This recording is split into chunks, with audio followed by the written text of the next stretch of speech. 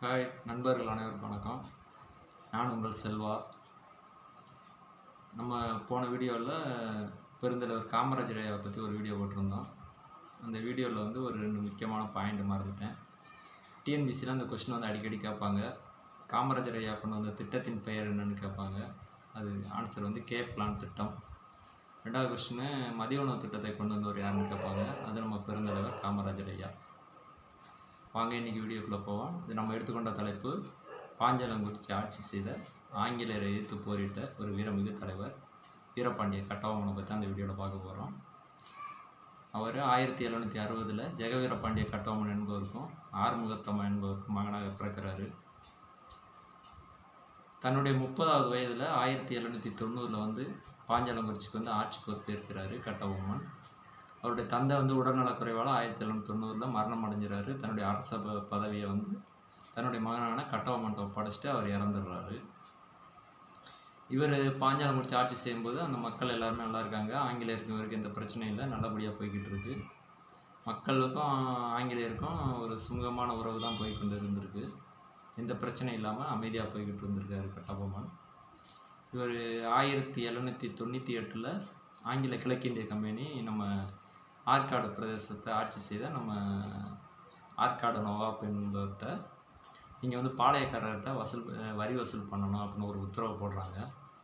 அப்போ வந்து பாளையங்கள் மொத்தம் 72 பாளையங்களாக வந்து நம்ம அந்த தமிழ்நாடு மாகாணம்னு சொல்லுவாங்க. அது வந்து ஒரு 72 பாளையங்களாக வந்து அந்த காலத்தில் பிரிக்கப்பட்டிருக்கு. இந்த 72 பாளையங்களிலும் அந்த ஆற்காடு நவாப் வந்து வரி வசூல் செஞ்சு ஆங்கிலேயர்கிட்ட அவருக்கு ஒரு பகுதியை எடுத்துகிட்டு மிச்சத்தை வந்து ஆங்கிலேயர்கிட்ட ஒப்படைக்கும்படி ஒரு உத்தரவு வருது. அந்தபடி அவர் எல்லாத்தையுமே வரி வசூல் பண்ணுறாரு. கட்டபொம்மன் டைம் போய் வரி கேட்குறாரு. கட்டபொம்மன் வந்து அது தர மறுக்கிறாரு. உடனே அவர் வந்து ஆற்காடு நவாப்பு கொஞ்சம் கோபமாயிருது கட்டபொம்மன் மேலே. சரின்ட்டு இவர்கிட்ட நம்ம வந்து அவர் வழியிலே போய் நம்ம அது வரியை நம்ம வசூல் பண்ணணுன்ட்டு அவர் எட்டயபுரத்தை ஆட்சி செய்த மன்னர் எட்டப்பன்ட்ட சொல்லி விடுறாரு. நீங்கள் போய் கட்டபொம்மன்ட்ட போய் சொல்லுங்கள், இந்த மாதிரி நீங்கள் வந்து ஆங்கிலேயருக்கு வரி கட்டணும், இல்லைன்னா அவங்க வந்து உங்கள் மீது போர் தொடுப்பாங்க, அவங்கள்ட்ட ஏகப்பட்ட பீரங்கிகள் துப்பாக்கிகள்லாம் இருக்குது, நம்மளை வந்து கொன்றுவாங்க, அதனால் நீங்கள் அவங்க கட்டக்கூடிய வரியை வந்து கட்டிடுங்க அப்படின்னு சொல்கிறாங்க. உடனே கட்டபொம்மன் வந்து எட்டப்பன் மேலே கோபமாகிறாரு. நம்ம நாட்டில் பிறந்துட்டு ஆங்கிலேயருக்கு ஒரு ஆதரவாக வந்து என்கிட்ட வந்து வரி கேட்குறையே, நீ முதல்ல கோட்டையை விட்டு வெளியில் போ அப்படின்ட்டு கட்டபொம்மனை வந்து கோட்டையை விட்டு வெளியில் விரட்டிடுறாரு.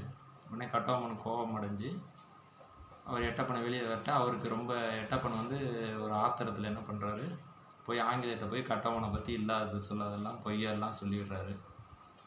உடனே ஆங்கிலேயர் வந்து கட்டபொம்மன் மேலே ரொம்ப கோபமாயிடுறாங்க. சரி, நான் இவரை வந்து இதுக்கு மேலே விட்டு வச்சா நம்மளுக்கு வந்து வரி கட்ட மாட்டார், நம்ம சொல்கிறத கேட்க மாட்டார் அப்படின்ட்டு.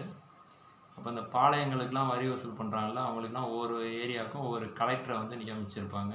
இப்போ திருநெல்வேலி ஆட்சி செய்த ஜாக்சன் துரை என்பவர் வந்து அவர்கிட்ட வந்து சொல்கிறாங்க, இந்த மாதிரி உங்கள் பகுதியிலேருந்து அவர் கட்டபொம்மன் வரி கட்ட மாட்டேங்கிறாரு, அது என்னென்னு கேளுங்கன்ட்டு அவருக்கு வந்து ஒரு உத்தரவு போடுறாங்க.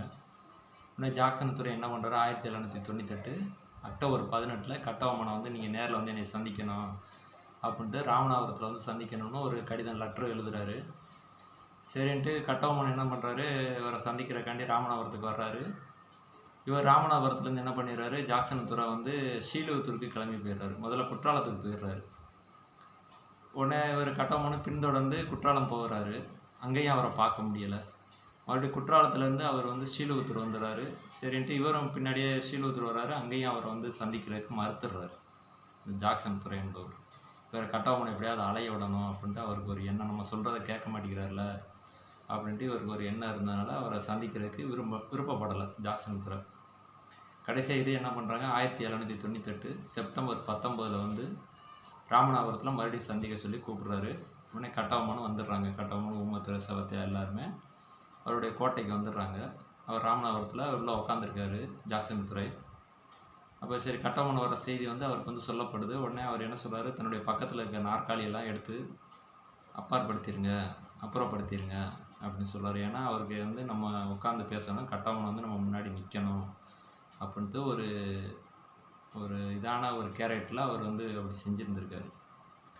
இன்னைக்கு கட்டபொம்மன் போயிருந்திருக்காரு, உள்ளே போயிருந்திருக்காரு. நீ தான் கட்டபொம்மனோ அப்படின்னு கேட்டிருக்காரு. ஏன் நீ எங்களுக்கு வந்து வரி செலுத்தலை, நாங்கள் சொல்கிறத கேட்க மாட்டேயா அப்படின்னு கேட்டிருந்திருக்காரு.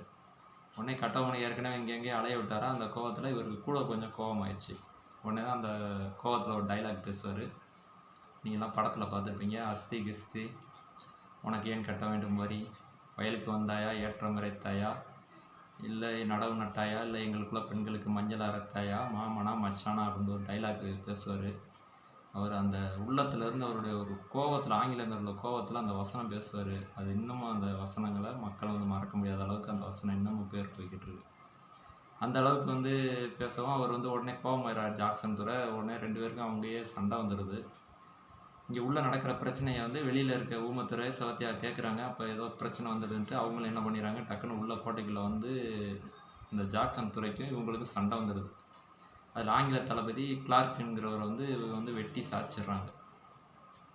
சாய்ச்ச உடனே அதை விட்டு தப்பிச்சு இவங்க 3 பேரும் மறுபடியும் பாஞ்சாலங்குறிச்சிக்கு தப்பிச்சு வந்துடுறாங்க. இவருடைய அமைச்சர் வந்து சிவசுப்பிரமணியம் இல்லைன்னா அவரை வந்து என்ன பண்ணிடுறாங்க, கைது பண்ணிடுறாங்க. கைது பண்ணி ஜெயிலில் அடைச்சிடுறாங்க. அந்த கோட்டையில் உள்ள ஜெயிலில் அடைச்சிடுறாங்க. இவர் வந்து மறுபடியும் என்ன பண்ணால், அந்த ஆங்கில கலெக்டர்களுக்கெல்லாம் ஒரு ஹெட்டு வந்து சென்னையில் இருப்பாங்க. அவங்க பேர் வந்து வில்லியம் ஓரம், வில்லியம் ப்ரௌனு அப்படின்ட்டு ஒரு 3 பேர் அடங்கிய குழு வந்து அங்கே சென்னையில் இருக்கும். அவருக்கு வந்து கட்டபொம்மன் வந்து கடிதம் எழுதுறாரு. இந்த மாதிரி என்னை அவங்க கலெக்டர் வந்து ராமநாதபுரத்தில் சந்திக்க சொன்னார். நான் பல தடவை போயும் அவர் என்னை சந்திக்க விரும்பலை, என்னை ரொம்ப அலைய விட்டார், அவமானப்படுத்திட்டார். அதனால் எங்கள் 2 பேருக்கும் சண்டை ஆகி போச்சு. நீங்கள் வந்து இதை வந்து கேட்டு கொடுக்கணும். எங்கள் அமைச்சரை வந்து அவங்க கைது பண்ணி ஜெயிலில் வச்சுருக்காங்க அப்படின்னு அவர் வந்து ஒரு தகவலை வந்து அங்கே சென்னைக்கு கொடுக்குறாரு. உடனே அவங்க என்ன பண்ணுறாங்க, நீங்கள் நேரடியாக டிசம்பர் 15ஆம் தேதி அந்த 1798 டிசம்பர் 15 வந்து நீங்கள் நேரடியாக என்னை வந்து சந்திங்க அப்படின்ட்டு இவருக்கு வந்து ஒரு உத்தரவு போடுறாங்க கட்டபொம்மனுக்கு. கட்டபொம்மன் அங்கே போகிறாரு, சென்னைக்கு போகிறாரு. உடனே நடந்ததெல்லாம் நேரில் விசாரிக்கிறாங்க. விசாரிச்சுட்டு இவர் அந்த ஜாக்சன் துறையும் கூப்பிட்டு விசாரிக்கிறாங்க. உடனே கட்டபொம்மன் மேலே எந்த தப்பும் இல்லை, அவர்லாம் வரி வந்து கரெக்டாக தான் கட்டியிருக்காரு. அவர் வந்து ஒரு அந்த 3310 பக்கோடா சொன்னாங்களோ, அதில் வந்து ஒரு 1080 பக்கோடா தான் ரூபாய் தான் வந்து வரிக்கு செலுத்த வேண்டியது இருக்குது அப்படின்ட்டு ஜாக்சன் துறை மேலே தான் தப்பு இருக்குன்ட்டு என்ன பண்ணிடுறாங்க, ஜாக்சன் துறையை வந்து பதவி நீக்கம் பண்ணிடுறாங்க. அவருக்கு பதிலாக வந்து அதுக்கப்புறம் வந்து லூசிங்டன், எஸ்ஆர் லூசிங்டன் ஒருத்தர் வந்து பதவியை நியமிச்சிருப்பாங்க. உடனே கட்டபொம்மன் மேலே நீங்கள் எந்த இது இல்லை, நீங்கள் போய் மறுபடியும் உங்கள் பகுதியை ஆட்சி செய்யுங்கன்னு அனுப்பிடுறாங்க. இருந்தாலும் இவருக்கு அந்த ஜாக்சன் துறைக்கு வந்து கட்டபொம்மன் மேலே ரொம்ப கோபத்தில் என்ன பண்ணுறாரு, மறுபடியும் ஆங்கிலரை வந்து தூண்டி விட்டுறாரு. தூண்டி விடவும் அந்த லூசிங்டன் ஆட்சி பொறுப்பேற்றார் பாருங்க, அவர் என்ன பண்ணிடுறாருன்னா, மேஜர் பானர்மன்னு ஒரு தலைவர் இருக்கார், ஒரு ஆங்கில தளபதி. அவர்கிட்ட வந்து நீங்கள் படைகளெல்லாம் திரட்டிட்டு போய் ஆங்கிலரை போய் தாக்குங்க, கட்டபொம்மனை போய் தாக்குங்க அப்படின்னு அவர் சொல்லிடுறாரு. உடனே இந்த படைகள்லாம் கிளம்பி கட்டபொம்மனை வந்து தாக்குறதுக்கு போகிறாங்க. பாளையங்கோட்டையில் போய் அந்த கோட்டையை போய் முற்றுகையிடுகிறாங்க. ஆனால் அந்த கோட்டையில் ஆங்கிலேயர் வந்து சுத்தமாக நெருங்கவே முடியலை. ஏன்னா அந்த அளவுக்கு அந்த ஆங்கிலேயர் கோட்டை வந்து ஆங்கிலேயர்கள் உள்ளே போகாத அளவுக்கு அந்த காலத்தில் கட்டபொம்மனுடைய கோட்டை வந்து அப்படி கட்டியிருக்காங்க. உடனே ஒரு பல நாள் இருந்து அங்கே முற்றுகையிட்டு பார்த்துருக்காங்க, ஒன்றுமே பண்ண முடியலை. சரி, நம்ம நேரடியாக கட்டபொம்மன்ட்ட போய் இது பண்ண முடியாது அப்படின்ட்டு, போர் பண்ண முடியாது அப்படின்ட்டு ஏதாவது ஒரு தந்திரத்தால் தான் கட்டபொம்மனை வந்து வீழ்த்த முடியும் அப்படின்னு நினைக்கிறாங்க. அவங்க வீட்டில் வந்து ஒரு சமையல்கார் வேலை பார்த்த ராமலிங்கம் என்பவர் வந்து அவரை கூப்பிட்டு, நீங்கள் உங்களுக்கு கொஞ்சம் வெகுமதி தர்றோம், அதாவது பணம் தர்றோம், நீங்கள் கட்டபொம்மன் இருக்கிற இடத்த வந்து எங்கள்கிட்ட சொல்லுங்கள், அவருடைய அறைகள் எங்கெங்கே இருக்குன்னு, அவர் அந்த அறைகளுக்கு உண்டான சுரங்க பாதையெல்லாம் எங்கெங்கே இருக்குன்னு சொல்லுங்கள், நாங்கள் கொஞ்சம் உங்களுக்கு பணம் தர்றோம்னு சொல்கிறாங்க. அவர் என்ன செய்கிறாரு, காசுக்கு ஆசைப்பட்டு என்ன செய்கிறாரு, அந்த கட்டபொம்மன் இருக்கிற இடத்த பூராமே அவங்கள்ட்ட ஆங்கிலேயர்கிட்ட சொல்லிடுறாங்க. இந்த ஆங்கிலேயர் வந்து அந்த வழியை பயன்படுத்தி கட்டபொம்மனை வந்து ஈஸியாக தாக்கிடுறாங்க. அப்போ வந்து கட்டபொம்மனை வந்து ஒரு காட்டி கொடுத்தது மாதிரி ஆகிப்போச்சு. கடைசியில் அவர் என்ன பண்ணிடுறாங்க, மறுபடியும் ஆங்கிலேயர் உள்ள இந்த சுரங்கத்துக்குள்ளே நுழைஞ்சி கட்டபொம்மனை வந்து பிடிக்க போகிற சூழ்நிலையில் கட்டபொம்மன் அங்கேருந்து களப்பூர் காடுன்ட்டு புதுக்கோட்டை அருகில் உள்ள ஒரு காட்டுக்கு தப்பிச்சு போயிடுறாரு. கட்டபொம்மன் தப்பிச்சு போயிடுறாரு. உடனே ஆங்கிலேயர் வந்து கட்டபொம்மனை பிடிக்க முடியலை. உடனே அந்த போரை முடிச்சுட்டு மறுபடியும் ஆங்கிலேயர் என்ன சொல்கிறாங்க, கட்டபொம்மனை வந்து கைது பண்ண முடியலை அப்படின்ட்டு, கட்டபொம்மன் எங்கே இருந்தாலும் ஒளிஞ்சிருந்தாலும் எங்களுக்கு வந்து தகவல் கொடுக்கணும், அப்படி நீங்கள் தகவல் கொடுக்கலைன்னா நாங்கள் நேரடியாக அவர் எந்த பகுதியில் பிடிக்கிறோமோ அந்த பகுதி மன்னரை வந்து நாங்கள் வந்து போர் தொடுத்து அவரை கொன்றுவோம் அப்படின்னு ஒரு நியூஸை வந்து வெளியிடுறாங்க. உடனே வெளியிட்ட உடனே எல்லாருக்கும் அந்த நியூஸ் பரவுது. அப்போ இவர் வந்து புதுக்கோட்டை, அந்த களப்பூர் காடுங்கிறது வந்து புதுக்கோட்டை பக்கத்தில் தான் இருக்குது. இப்போ புதுக்கோட்டை அந்த ஆட்சி செய்த மன்னன் வந்து விஜய ரகுநாத தொண்டைமான். அவர் வந்து என்ன பண்ணுறாரு, சரி நம்ம ஏரியாவில் தான் கட்டபொம்மன் இருக்காருன்னு நியூஸ் அவருக்கு எப்படியோ போயிருக்கு. இவரை வந்து எப்படியாவது பிடிச்சி ஆங்கிலேயர்கிட்ட ஒப்படைச்சிடணும், இல்லைன்னா நம்ம மேலே படம் எடுத்துருவாங்க, நம்ம வந்து ஆங்கிலேயர் கரெக்டாக தான் வரி கட்டிக்கிட்டு இருக்கோம், நம்ம மேலே படம் எடுத்தால் நம்ம கொன்றுவாங்க அப்படின்ட்டு என்ன பண்ணுறாரு, பயத்தில் என்ன பண்ணுறாரு, கட்டபொம்மனை தேட சொல்லி உத்தரவு போட்டுறாரு.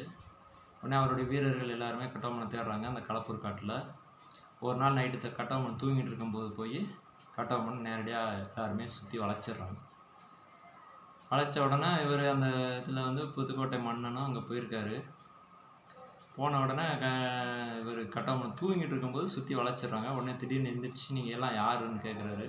நாங்கள் புதுக்கோட்டை மன்னன் விஜய ரகுநாத தொண்டைமான் அப்படின்னு சொல்கிறாரு.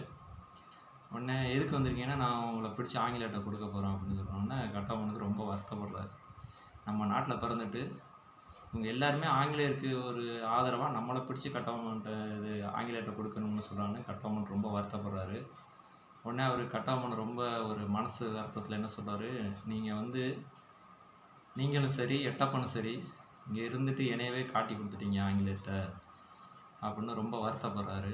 வருத்தப்பட்ட ஒரு மனசு வருத்தப்பட்டு ஒரு சொல்கிறாரு, நல்லவர்கள் சொல் எப்போதும் தமிழ்நாட்டில் நடக்காது அப்படின்னு சொல்கிறாரு. அந்த சொல்லு தான் வந்து இன்றைக்கும் நம்ம நாட்டில் நடந்துக்கிட்டு இருக்கு. நல்லவர்கள் சொல்லு என்றைக்குமே எங்கேயுமே எடுபடாது, அந்த மாதிரி தான் போய்கிட்டு இருக்கு.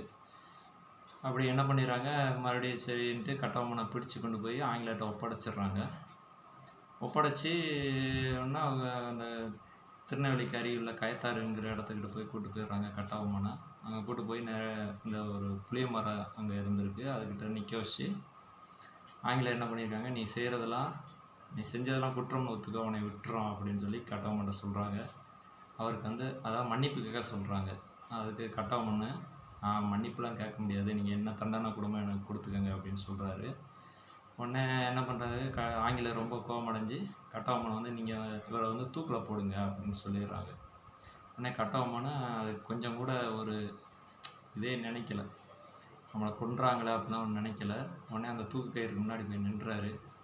அந்த கயிறை வந்து முத்தமிட்டு அவர் கடைசி இறுதி என்ன சொன்ன வார்த்தை என்னன்னா, இந்த நாட்டில் நான் இறந்தாலும் என்னுடைய பின்னாடி என் சந்ததிகள், என் இளைய தலைமுறைகள் வந்து உங்களை அடியோடு அந்த நாட்டை விட்டு விரட்டும், சுதந்திரம் நாட்டுக்கு கண்டிப்பாக வாங்கி கொடுக்கும், நான் சாகரை பற்றி கவலையப்படலை அப்படின்னு என்ன பண்ணுறாரு, அந்த கயிறை தன்னுடைய கழுத்தில் மாட்டிட்டு அப்படியே இறந்துடுறாரு.